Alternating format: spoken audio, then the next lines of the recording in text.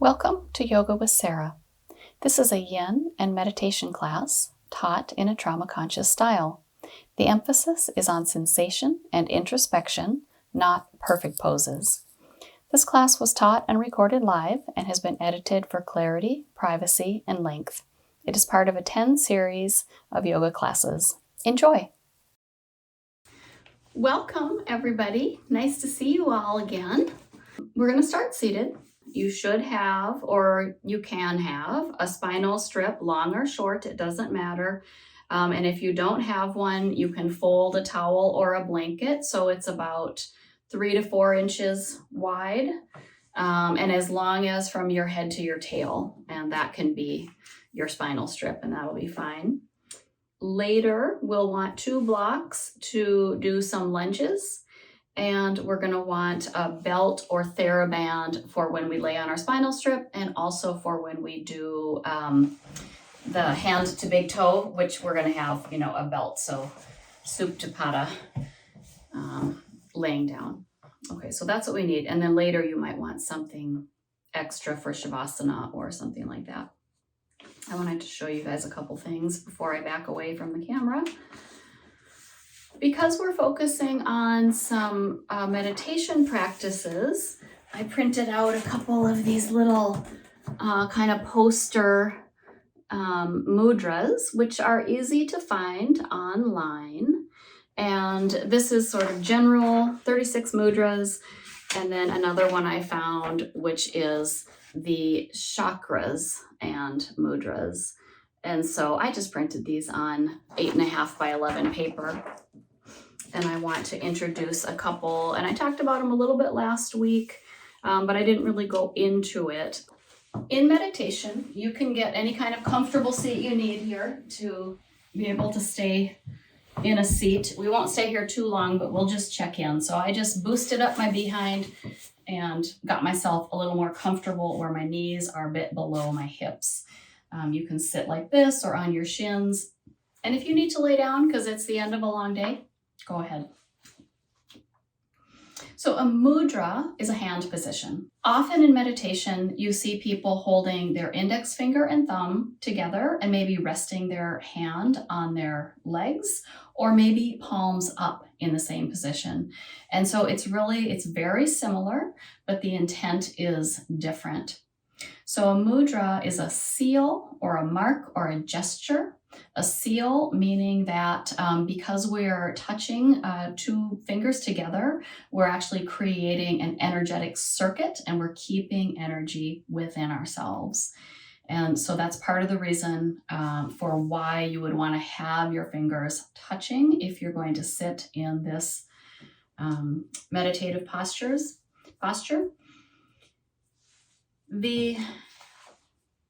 In Ayurveda, there's the sister science of yoga. The fingers all represent something. So the thumb represents the fire element. The first finger is wind or air. The middle finger is ether or space. The ring finger is earth. And the pinky finger is water.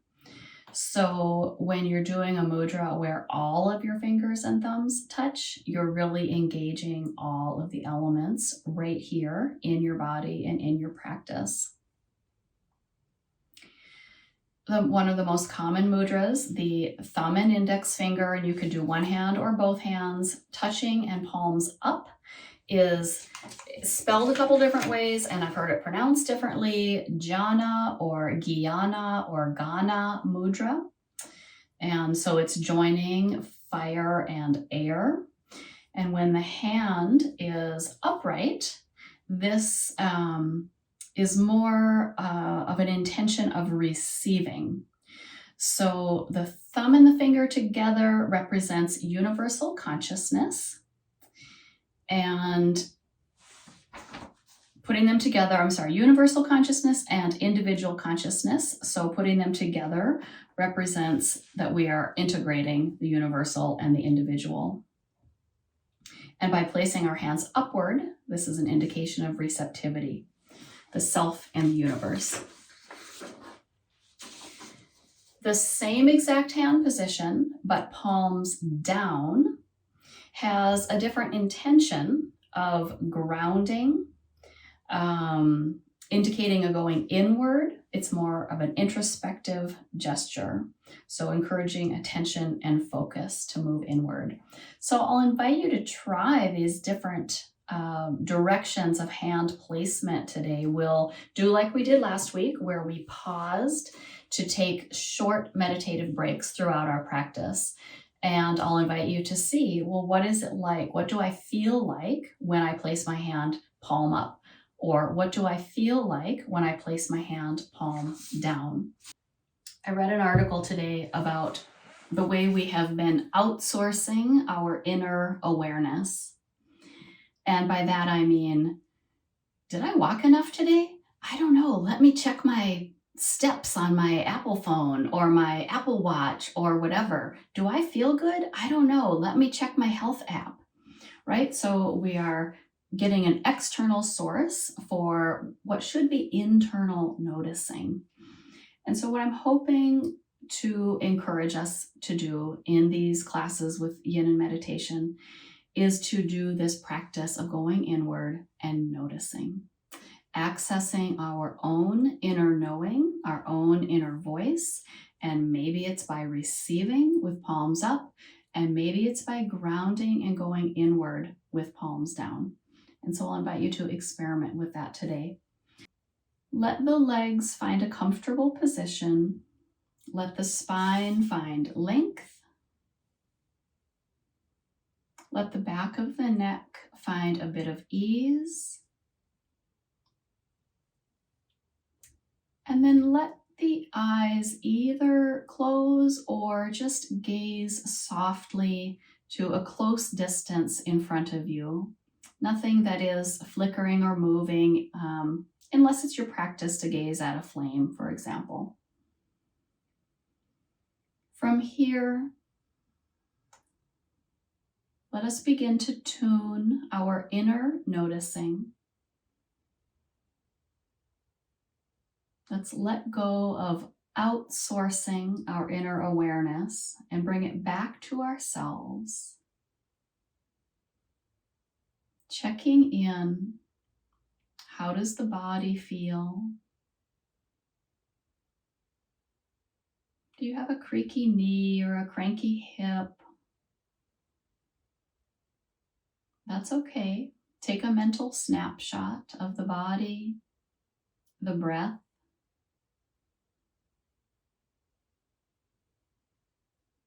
and the mind and thoughts. And then let yourself settle here for this one of many mini meditations. Let's take about 10-ish slow breaths, sitting with our inner awareness, allowing our inner awareness to become a bit more noticeable to ourselves.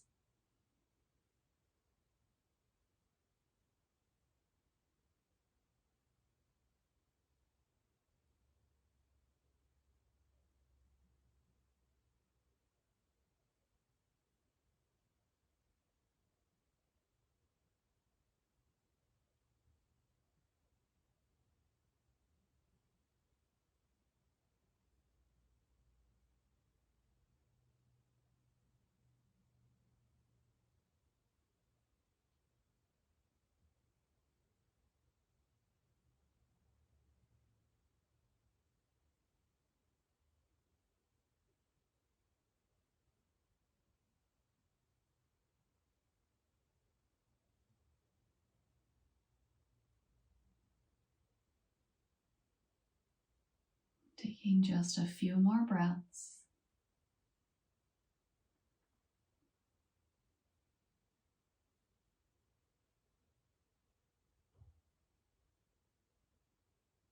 Notice where you're holding tension. Notice where your mind is wanting to flit.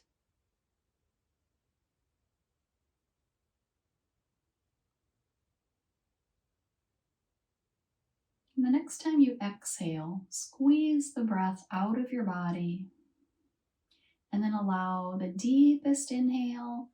You might even find yourself stretching your arms up overhead or taking some other movement.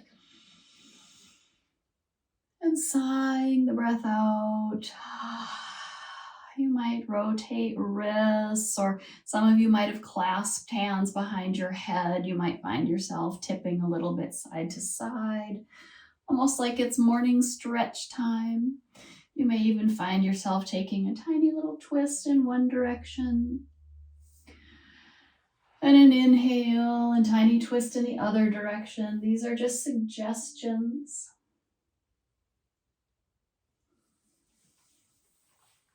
Eventually, we're going to set ourselves up to lay on the spinal strip. But I'll let you take your time to get there. And I actually need to get my blanket still.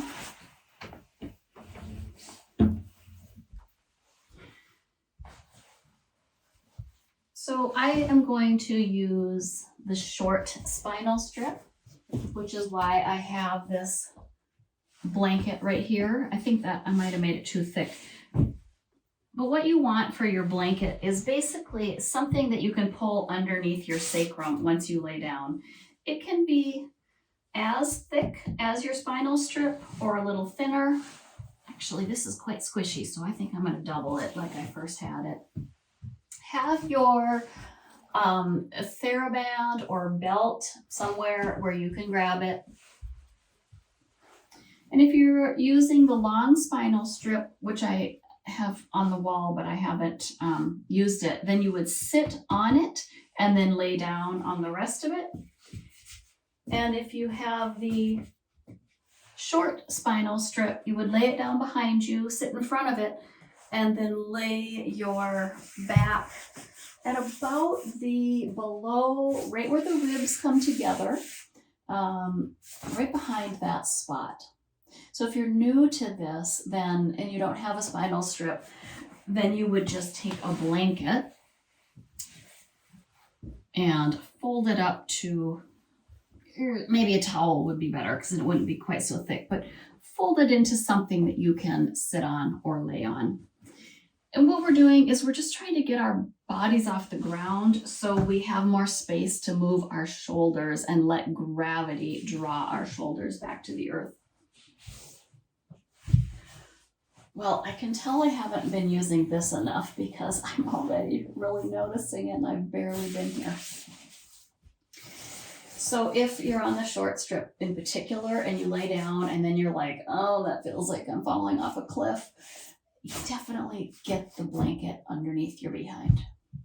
Okay. Once we're all settled here, let's just let gravity do its job for a moment. Go ahead and take a breath. Sigh it out.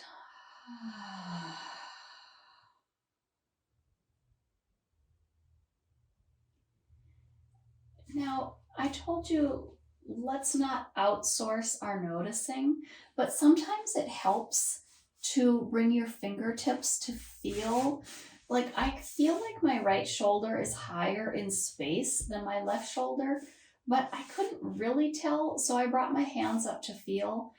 And that doesn't help me much, but it kind of does confirm, yeah, I think my right shoulder is a little bit higher. Probably because I'm mousing with that arm all the time, so I'm always drawing that arm forward.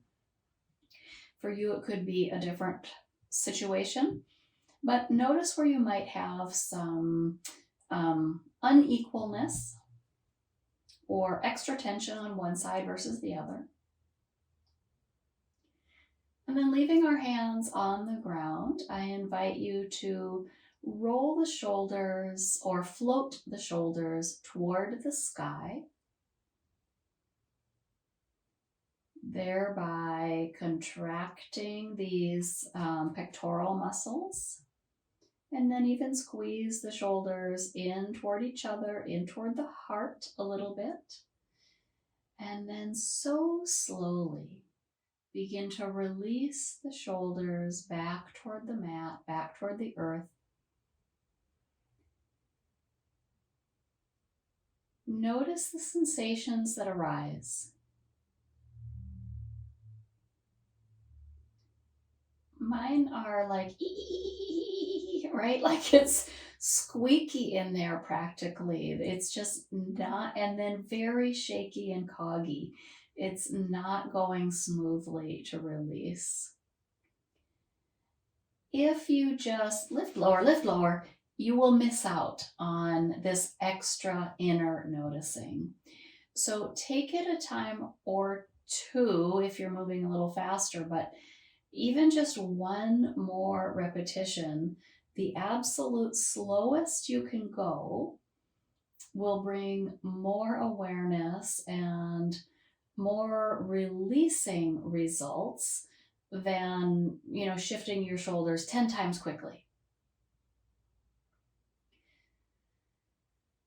Remember to keep breathing as you go through this practice of slowly floating the shoulders and then slowly releasing them. And if you're new to this, remembering that when you go over those spots that are extra coggy, extra shaky or quivery, then you might back up into the contraction a tiny bit more and then release again. Okay. The next time if you're already there, when your shoulders are doing nothing, let them stay doing nothing for a moment.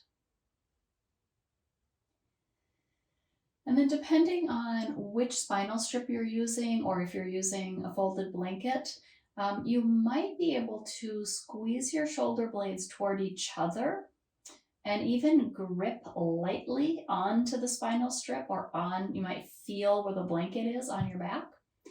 And if you don't feel it, that's okay. Either way, just lightly draw your shoulder blades toward each other in your back body, and then begin to draw them toward your back pockets. So we've contracted the muscles between the shoulder blades, and now we are muscularly drawing our shoulder blades toward our back pockets. When you get to the end of that range of motion, keep that slight engagement of drawing the shoulder blades toward each other, but begin to draw the shoulder blades now towards the back of the head. So if you have a spinal strip and you're drawing your shoulder blades along the spinal strip, you might be finding like, oh, that was a sore muscle, right? Because you're getting a little bit of a massage as you draw the shoulder blades along the spinal strip toward the backs of the ears and then toward the back pockets, toward the tail. A time or two, taking it slow. I'm noticing that my neck is wanting to lengthen as I draw my shoulder blades toward my back pockets. I invite you to notice if any organic movement wants to happen in your body. And allow it. Your body knows. That is your inner noticing. Your body might be doing it without your mind being aware. So let your mind notice what the body already knows.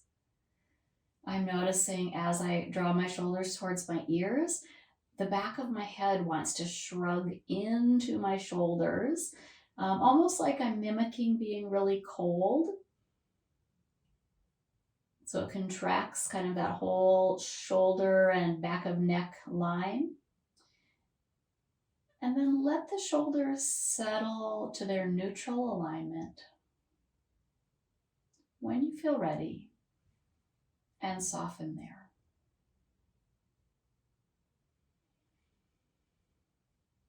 Take a breath, let it out.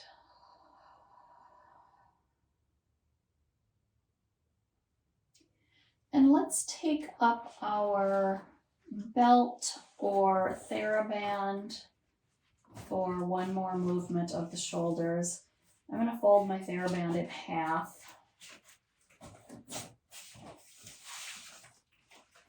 And then holding your belt or your TheraBand about shoulder width apart with your arms overhead I'm going to move this. I think maybe that's making your view weird if you need it there.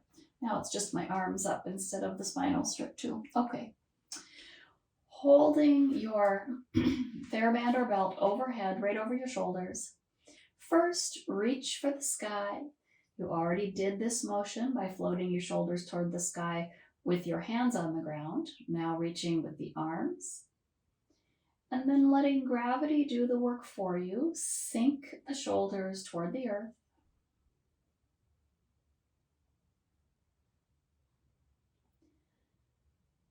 And a tiny little bit of shrugging them to the back pockets and up to the ears with the shoulders sinking to the earth. Just little bitty movements. So I'm noticing that my right shoulder kind of moves like big and spasmodically, and my left shoulder, I can't even tell. I don't know what it's doing. So that's a message too, right? My left shoulder is kind of outside of my awareness. Bring your shoulders to a neutral alignment, neither floating to the sky nor sinking back to the earth. And then begin to let your arms reach overhead. If it feels good in your body, you can also shrug your shoulders up to your ears, and you might even arch your spine and stretch your belly. Take a breath, expand your ribs. And exhale, float the hands back up to the sky, soften through the back and the belly.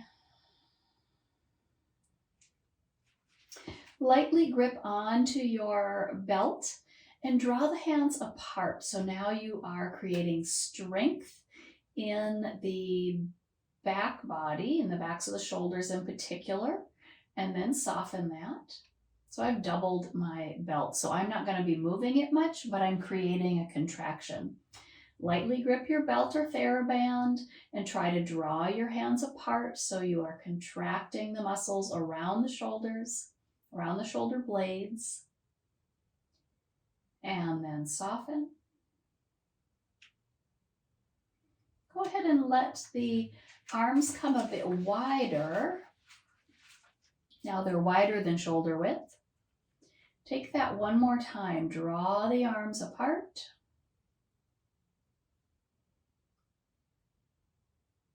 I've got a lot of bouncing going on here.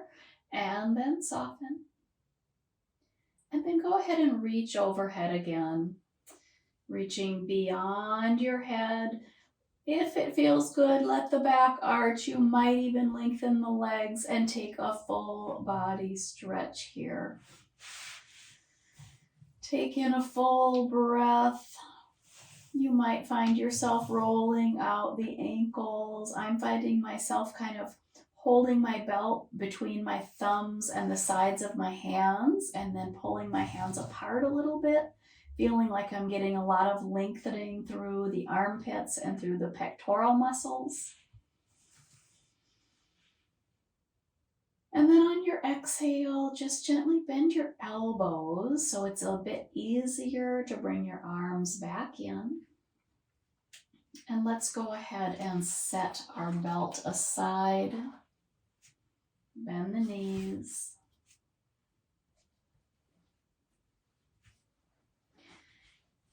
Now your choice. You can be on or off the spinal strip. We're all going to come off the spinal strip shortly, but we're going to take a little bridge pose. So if you would like to try it on the spinal strip, that's just fine. Root in through the feet.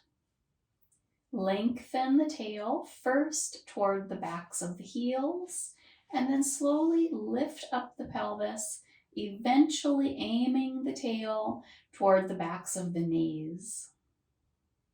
Let the back of the neck soften and lengthen.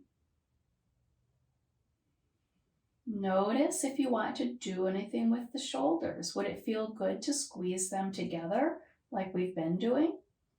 Creating a bit more contraction and stability. And then let the shoulders soften, begin to roll the spine down.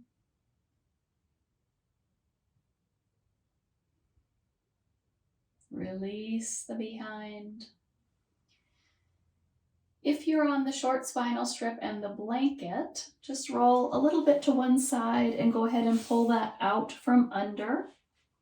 If you are on the long spinal strip, you can come off of that completely. And then your choice, if you are on the blanket underneath your behind, if you're kind of enjoying that little bit of a lift, you can keep that there. We're going to take another little bridge pose, or you can get rid of that blanket and try it from just being completely on your mat, just with your body without any props. Any way is fine. Arms laying down by your sides, but a bit of space in the armpits. Inhaling, lifting up the behind. Slow your breath down, exhale and lower. If your behind is resting on a blanket, you're going to get there quicker than the rest of us. And your choice now, taking a few more of these, you might just lift and lower with little bridge pose, or you might decide to inhale the arms up, possibly even overhead, and exhale, everything comes back to the earth. So you might have a flowing bridge. You might have a bridge where you lift up and hold. Let's see, what other options would be fun? So you're making this your own practice with your own inner awareness. You may even choose to lift up into a traditional bridge and then squeeze your shoulders together underneath again. You might even clasp your hands behind your back. So this would be a bridge pose that we've all probably learned in Hatha from many years past. Just remembering to release down. We're not having a marathon bridge holding pose. We might be flowing, we might be holding. We'll take a few more breaths in this bridge practice, making bridge your own. You may even decide that you want to do a marching bridge where you lift one foot and then the other, seeing how stable you can keep the hip bones. If you lift one foot, does that hip bone dip or can you keep it steady? So these are all different options for bridge.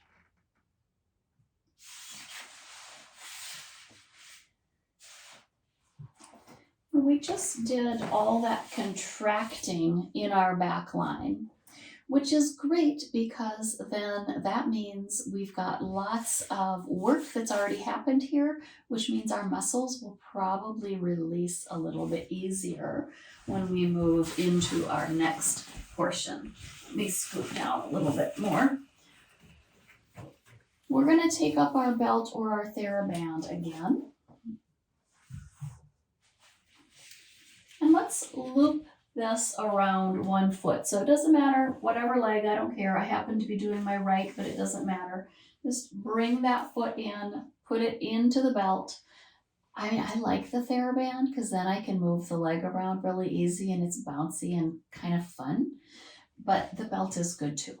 If you have neither, you could use a winter scarf or a piece of ribbon.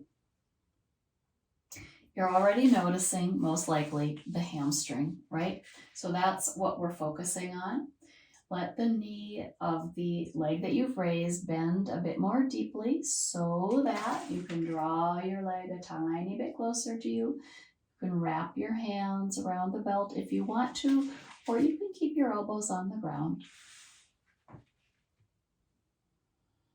Taking in a breath. Sighing it out and reaching your heel to the sky. This might straighten your leg a little. This might bring the focus more to your calf muscle. That's what's happening for me anyway. And then take a minute to enjoy pointing the toes and then slowly flexing the foot. This makes me feel like I've been walking in high heels, which I haven't been, but my calves feel so tight when I do this. Inner noticing. Let's also remember to roll our feet inward so we find length in the outer ankle, and roll our feet outward so we find length in the inner ankle. And even take the slowest circle all the way around. Notice where the foot wants to jump and skip over a spot. You might back up and take that spot again. And then you might start to experiment with the leg. Would it feel good to let the leg rock in circles? And I would invite you, if you like this, let the hands support the leg. This is very hard for me. My muscles of my hip do not want to give up control of circling my leg. So I'm clearly holding my leg carefully with my belt, but it's still very hard. So I invite you to notice this if you decide to take this circling. Your other leg can stay with knee bent, or it could stretch out long. And then you might find yourself thinking, oh wait, actually this feels so good to tip the leg across the body. You may end up in a big full body twist, or you may end up, I'm going to end up on the wall, you may end up with your leg way out to the side. And these are all super great places to be. Depending on what activities you've done recently, one side or the other may feel better for you. And we're going to take our time exploring the range of motion of whichever is your active leg. And because for me, the giving up of control is the hardest part, I'm going to do the circles when normally I really like to take the crossbody twist. But I'm going to go ahead and let myself just practice these leg circles that are guided and controlled by my hands and arms. We're going to take about another 10 breaths on this side. So you have lots of time to take the leg in any direction it wants, and even to take a counter direction so that you are kind of evenly sensationed in your body.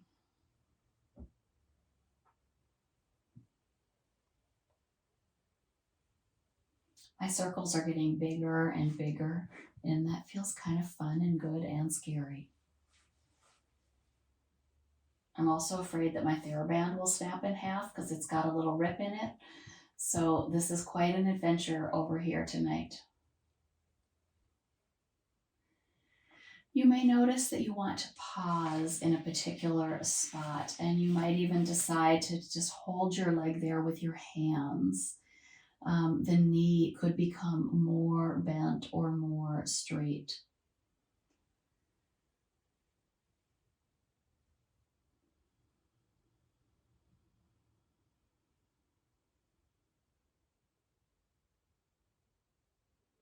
Eventually, we will allow this working leg to ease itself down to the mat next to the other leg. Let us lay ourselves out in starfish. Check in. Would your hands enjoy taking that Jnana or Jnana Mudra of index finger to thumb, making a pranic circle? And notice the sensation of the working leg versus the resting leg.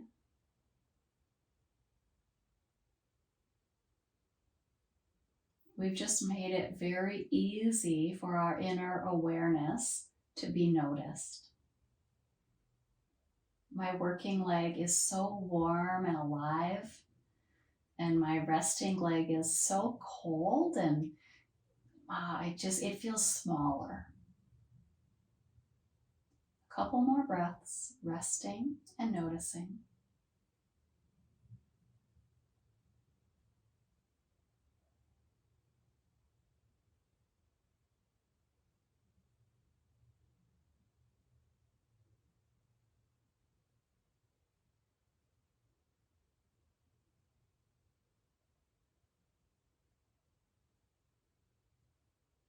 Softening the face and the shoulders and the breath.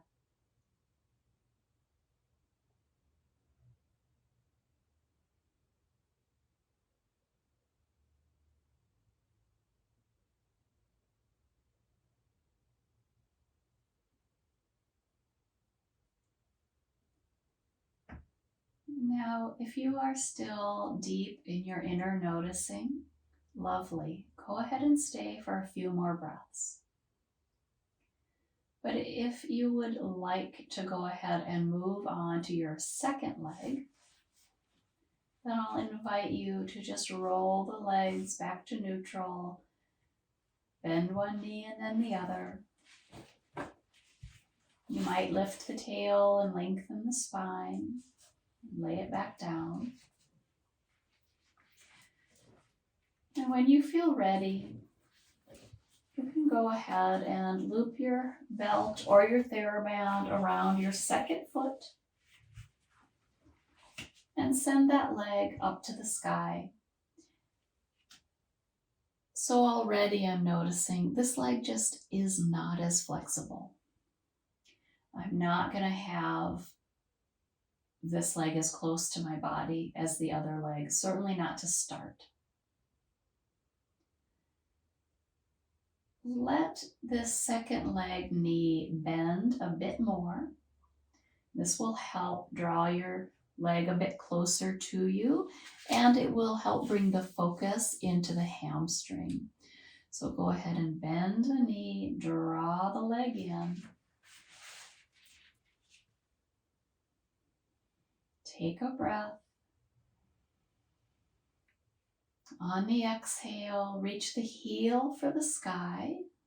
You might straighten your leg a bit. This might make the leg not as close to the body, and that's fine. And it might take the focus from the hamstring into the calf, and that's good too. And then go ahead and take a few rounds of pointing and flexing. So first the toes point to the sky, and then the heel reaches for the sky. And then we roll our foot inward and outward.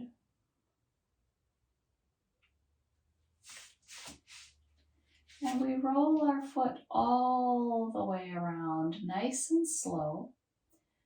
How controlled can your foot circle be? The slower you go, the more feedback you get from your body to your brain circuits about what's working well, what's communicating well. So take this circle very, very slow. I'm noticing my left ankle is a lot jerkier than my right ankle was. And it seems really quite a bit harder to transition into pointing. What is your inner noticing telling you?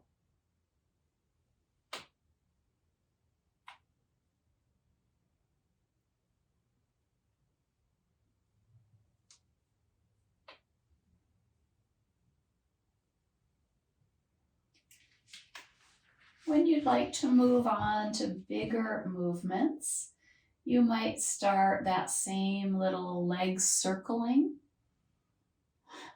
This side is so hard. And you can circle in either direction, or you can try one direction and then try the other direction. I can only make wobbly squares in this side on the direction I just picked.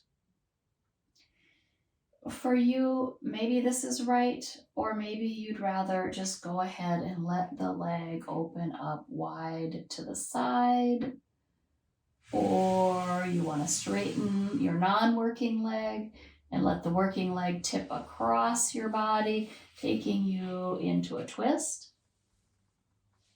That does feel good. This side might be different.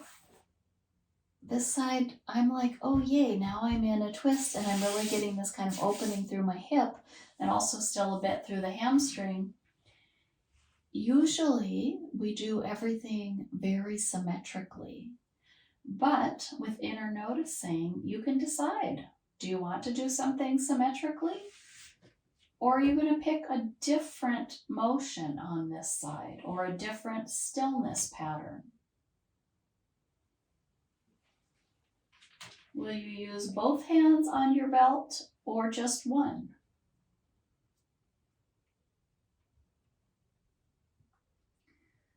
Will you remember to breathe?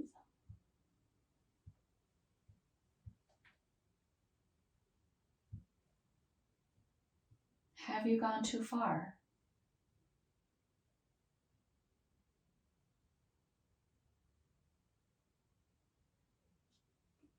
Are there any messages that the tissues of the body are holding and wanting to tell you?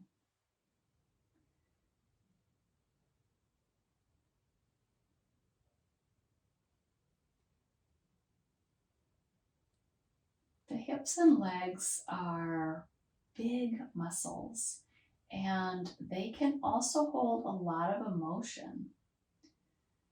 Fear, anxiety, right? We might be gripping.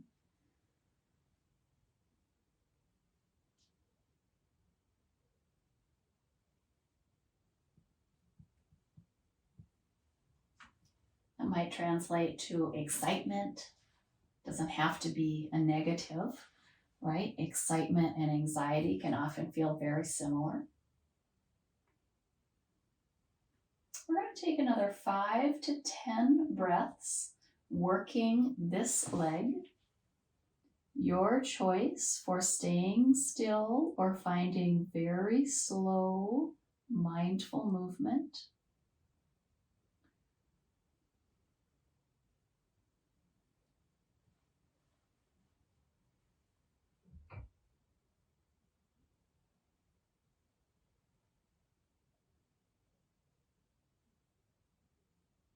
Noticing changes that have already happened.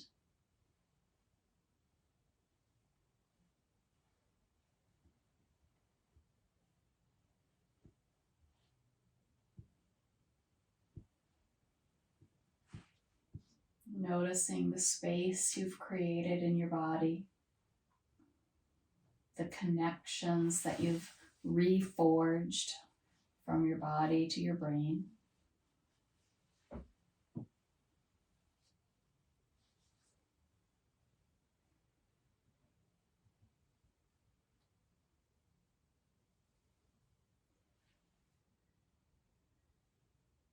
Eventually, when you feel complete, you can ease that working leg back down to the ground.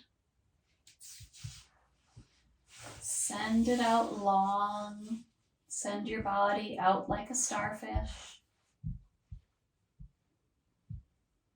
I'll invite you to a different hand position this time. I'll invite you to tuck your thumbs into your palms and then close your fingers over your thumbs and then lay like that. That's a different, more of a protective, comforting, and soothing hand position. This is the first mudra. This is the mudra that a baby can make. And notice how that feels energetically in your body as you also notice the energy in that working leg.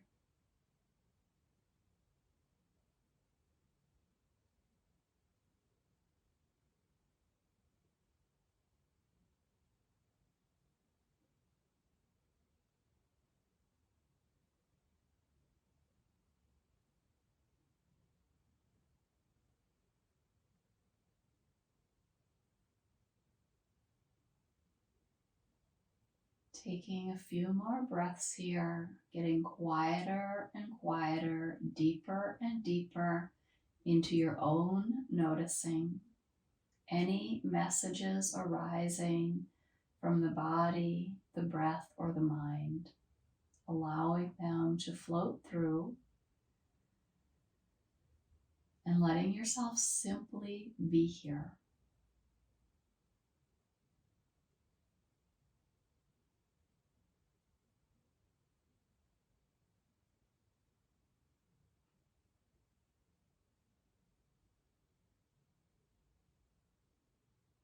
Soften the brow,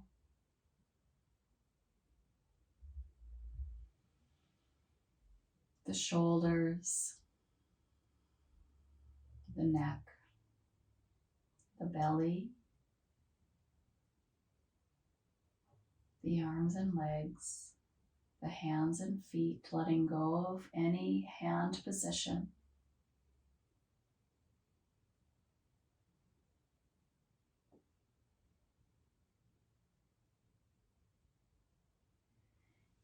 Letting your arms come a little bit wider apart. If you've got props next to you, you might need to just scoot them a little.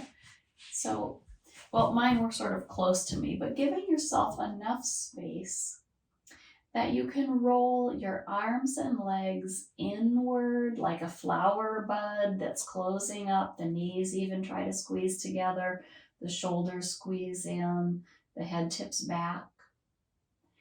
And then like a flower bud that is opening up, arms and legs roll open, knees point out to the sides, the back arches, the heart expands to the sky. On your exhale, roll your arms and legs inward, squeezing yourself in like a flower bud closing up for the night. And on your inhale, roll yourself open, arms and legs, back arches, heart expands. Let's take it one more time in each direction, rolling from the hips and the shoulders to make the arms and legs move. Letting yourself contract and then expand. And then soften, easing to neutral. Let one knee bend and then the other. You may find you want to lift the tail and lengthen the spine. We're going to bring ourselves to seated. So you can do this in any number of ways. You could roll to your side and lay there comfortably for a few breaths. Or if you would like a back massage, you could hold on to your knees. You could lift your feet up, hold the backs of your thighs, lift your head, and then pump your feet and just rock and roll on your spine a few times. Or if you want a core challenge, you could place your hands under your behind, palms down, elbows walk under the body, legs extend to the air, toes pull toward the knees, belly engages, and the legs start to lower to the ground. Push with the elbows, balance in a V-sit, and bring yourself all the way up. Lots of choices for getting there. Legs out in front. We won't stay here long. We've already really explored the hamstrings. So just see how it feels to take a little forward fold here. Bending at the hip crease and then letting the spine round. Let the head hang.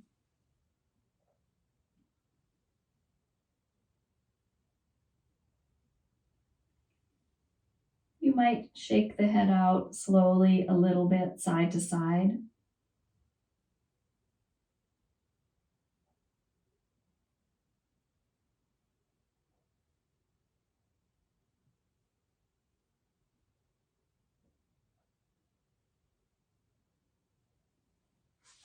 You might slide your hands underneath the backs of your knees to give your knees and make kind of like a little cupping lift up so your knees get a tiny bit of bend. I know I didn't even give us something to sit on. This is a very traditional way to do a yin pose, is like no props at all and just hanging out and waiting and letting the change come.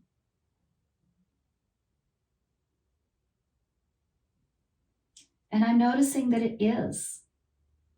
So the weight of my body is creating length in the backs of my legs. If I let my head hang, I can feel that lengthening down my neck, my spine, and even to the soles of my feet.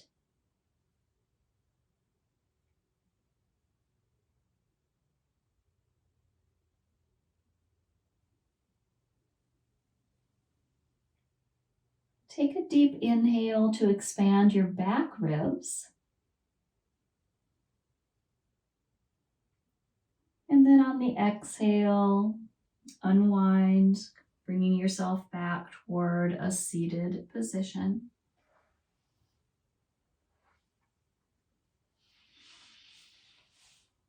Hands come behind, knees bend, feet are planted. Take a little lift up here into a reverse table. So just like bridge pose, we're now activating the back line of the body after finding length. And releasing. However you want to come to hands and knees, you can cross your legs and roll over your knees, or you could swing your knees around. We're going to need our blocks, so this is where we'll want to have 2 blocks up at the front of the mat. And you might not want your socks on because we're going to take a lunge. So I realize I should have said that before I had us get to our hands and knees. But you might be okay with socks. I don't know. So it's up to you. Socks or no socks. And if you are on a hardwood floor like I am, it's also possible that you might want some extra knee cushion. So that's an option there as well.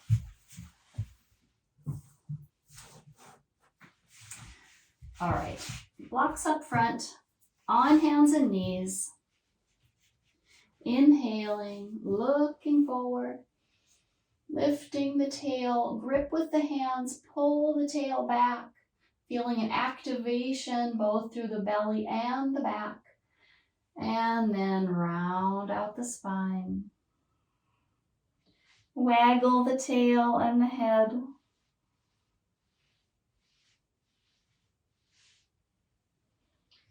Coming back to neutral. I think I can get rid of my scarf. I'm finally warming up. There we go.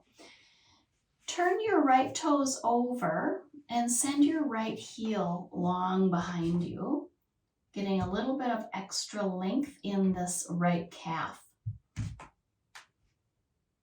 If that's not doing anything, you could walk your hands a little more forward and tip your tail a little more to the sky. Okay. And release. Second side, turn your left toes over, reach your left heel back, press into your hands to let your tail tip a little bit more to the sky. Trying to find this in our calf. My sticky mat's not very sticky. It's more slippy. And release.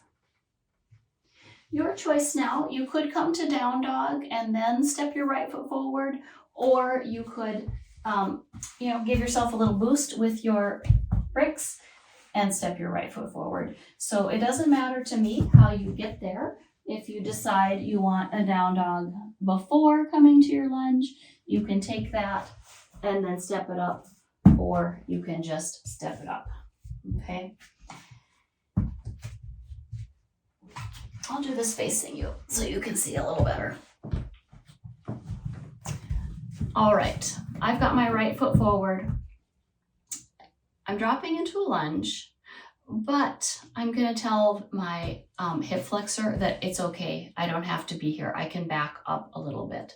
So we'll take a few times to drop in and then back up.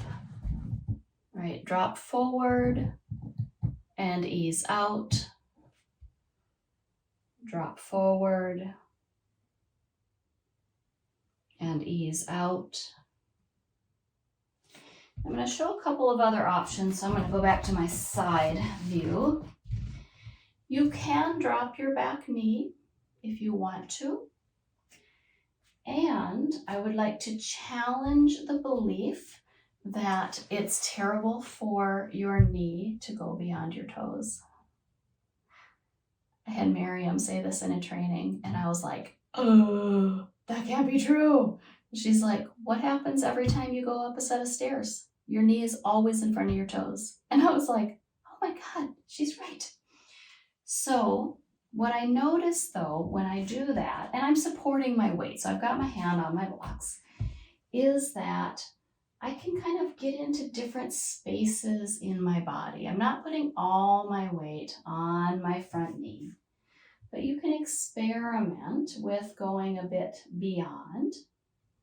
You could experiment with dropping your blocks down lower, making your toes on your forward leg lift up, and then letting that knee kind of come out to the side. I know I'm wearing all dark and it's hard to see, but I'm kind of taking a twisty air pigeon. I'll try and do it from I'll quarter it. So if this is my regular lunge, then my toes would pull back and my knee would drop out and I would drop down. So when you do that, you feel it more in this front leg outer hip versus when you're more straightforward, you might feel it more in your back leg hip flexor and maybe something in your front leg too. So make this lunge your own, whether you drop your front knee out to the side and take this as a little bit of a twist. You might even decide that you would like to try lengthening an arm up and taking your mudra. Or you might decide to take it in a different position, elbow to knee, for example.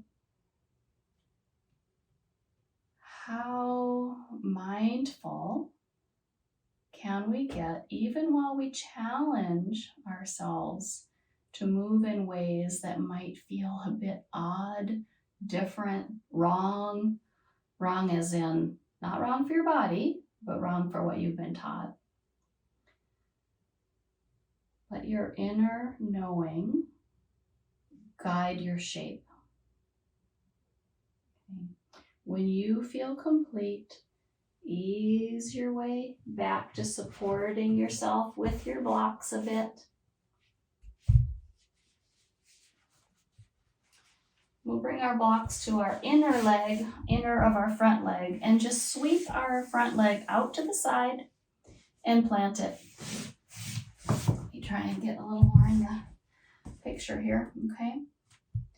And then stick your tail out and take a little bit of a forward fold. Blocks can stay high or they can come lower. You're going to feel this in your inner thigh. It's kind of like taking a wide leg fold, except it's just one. It's a single wide leg fold.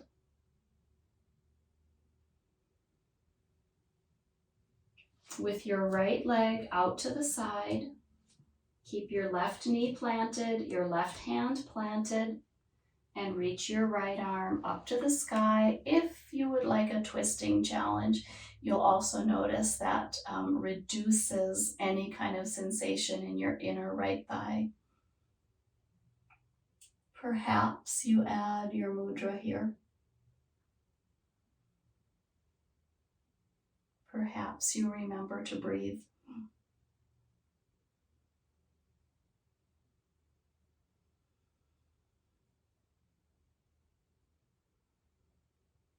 When you feel complete, ease your way back to hands and knees. Bring your right leg all the way back around. Reset up your blocks. And make your choice. Do you come to down dog, or do you bring yourself to more of an upright position to bring your left leg forward? Either way, you can come from a down dog position or from a kneeling position.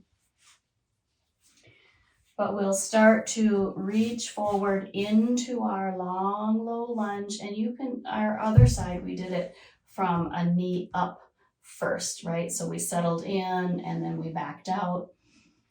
You can do it the same way, or you can drop down to your back knee right away and settle into your lunge, back out of your lunge.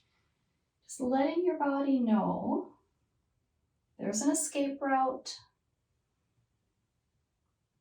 There's nothing to be scared of here. Even if there's a lot of sensation, there's always a way to back out of this. Back it up. Make it something that makes you feel good. You might choose a straight aligned lunge on this side. You might choose to lift your arm, and for me it's left foot forward, so it's left arm forward, into your mudra. Or you might choose to bring both blocks to the inside of the foot, come a bit lower, flex your left toes, and then let that left leg drop out to the side. I'll come to quarter this a little bit, right? So it's almost like a twisty air pigeon. When I do that, when I let my left knee open up to the side, my right hip sinks, it makes me want to twist to the left. And that's a great position to be in. It's a lot of holding with your right hand, if that's okay in your body. You might even consider floating the arm.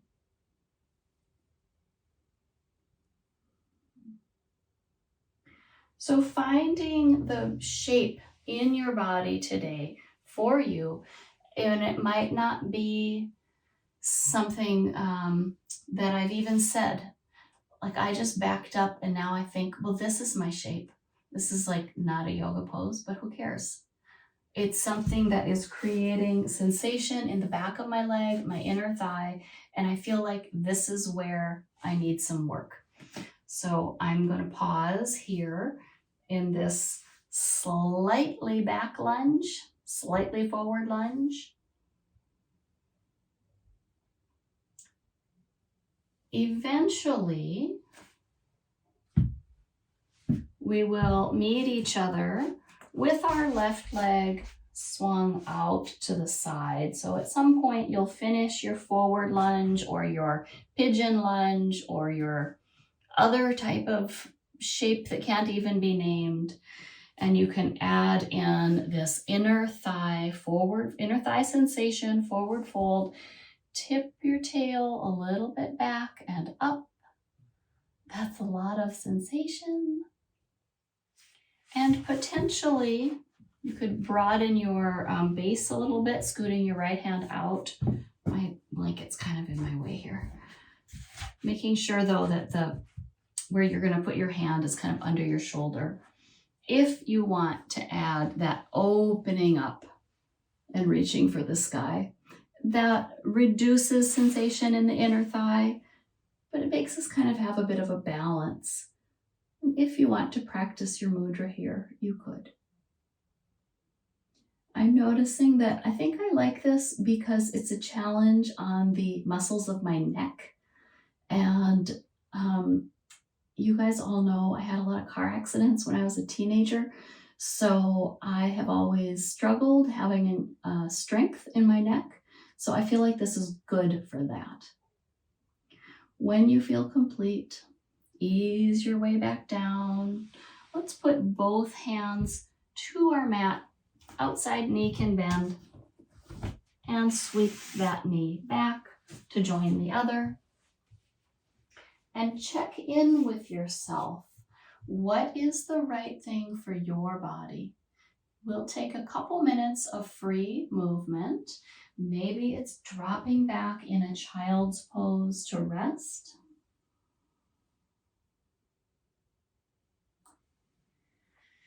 Maybe it's cat-cow. Maybe it's coming to do your meditative check-in.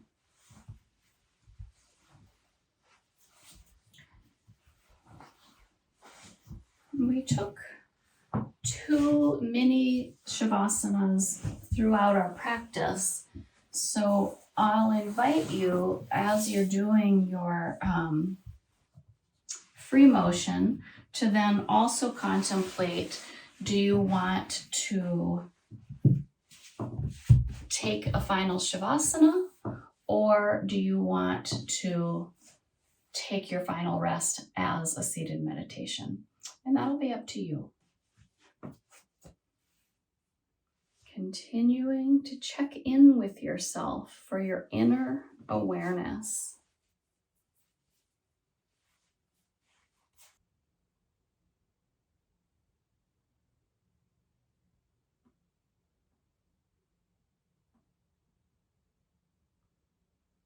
Beginning to let this softness come over you, allowing the brow to soften,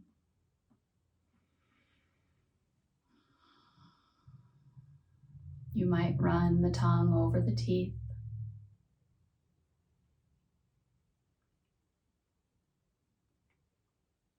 and swallow, softening the throat,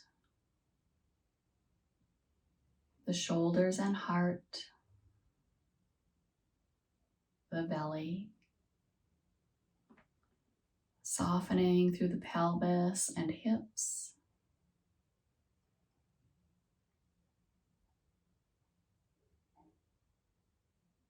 softening through the arms and legs, hands and feet, drawing the awareness into yourself, reallocating this noticing of inner awareness to yourself, letting go of outsourcing our inner awareness.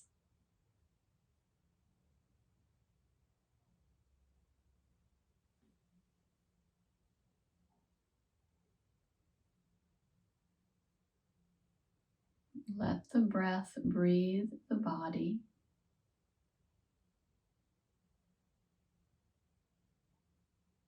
And let the mind rest here.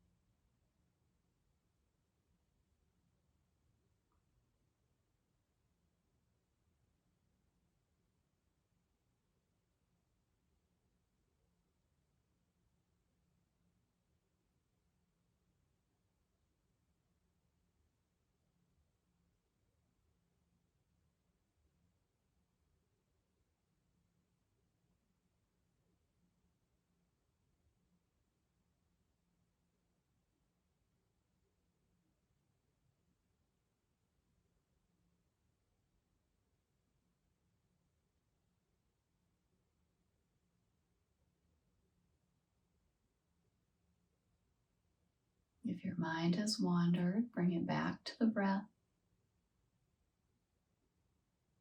Inhaling, sighing it out.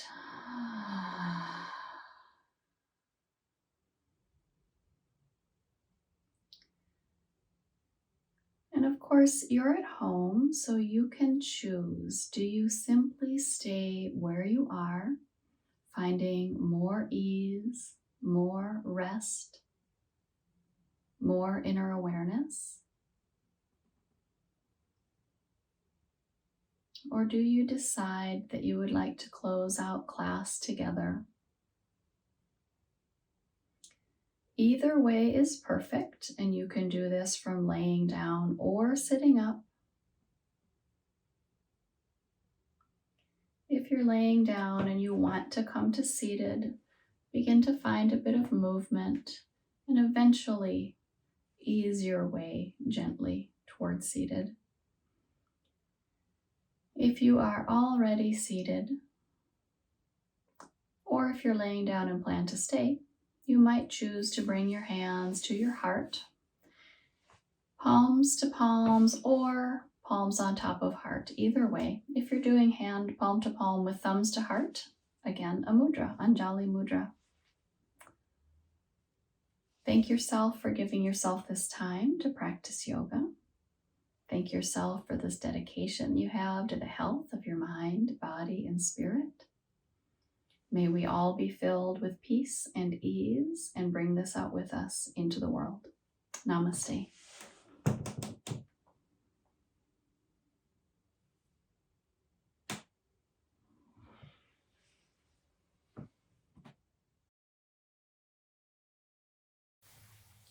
Thank you for joining me today.